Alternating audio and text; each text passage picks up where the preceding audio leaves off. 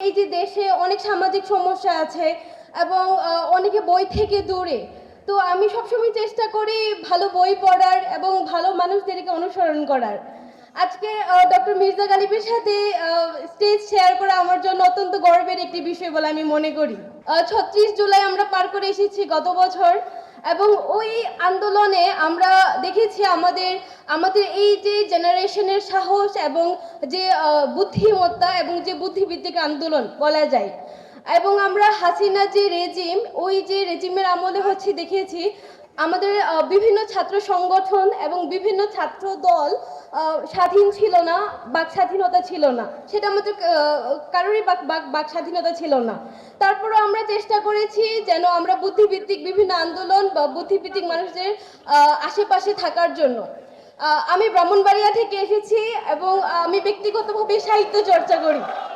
আমাদের ব্রাহ্মণবাড়িয়ায় একজন বিখ্যাত আছেন কবি, আপনারা সবাই চিনবেন, কবি আল মাহমুদ।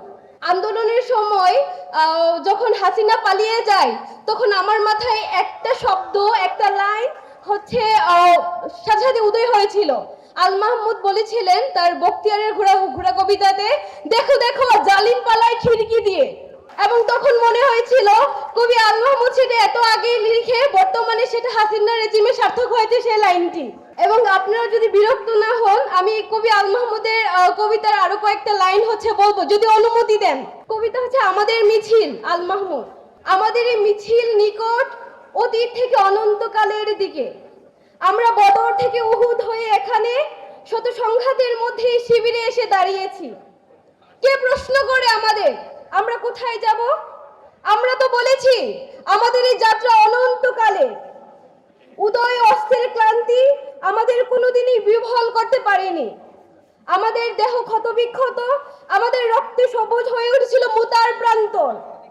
পৃথিবীতে যত গোলাপ ফুল ফোটে তার লাল বর্ণ আমাদের রক্ত, তার সুগন্ধ আমাদের নিঃশ্বাস বায়ু। আমরা জানি আমাদের ভয় দেখিয়ে শয়তান নিজে অন্ধকারে পালিয়ে যায়। আমরা জানি আমাদের ভয় দেখিয়ে শয়তান নিজেই দিল্লি পালিয়ে যায়। আমাদের মিছিল ভয় ও ধ্বংসের মাঝে বিশ্রাম নেবে না।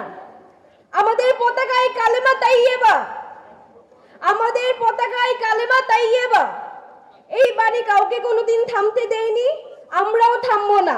আমি জগন্নাথ বিশ্ববিদ্যালয়ের একজন শিক্ষার্থী হিসেবে খুবই গর্বিত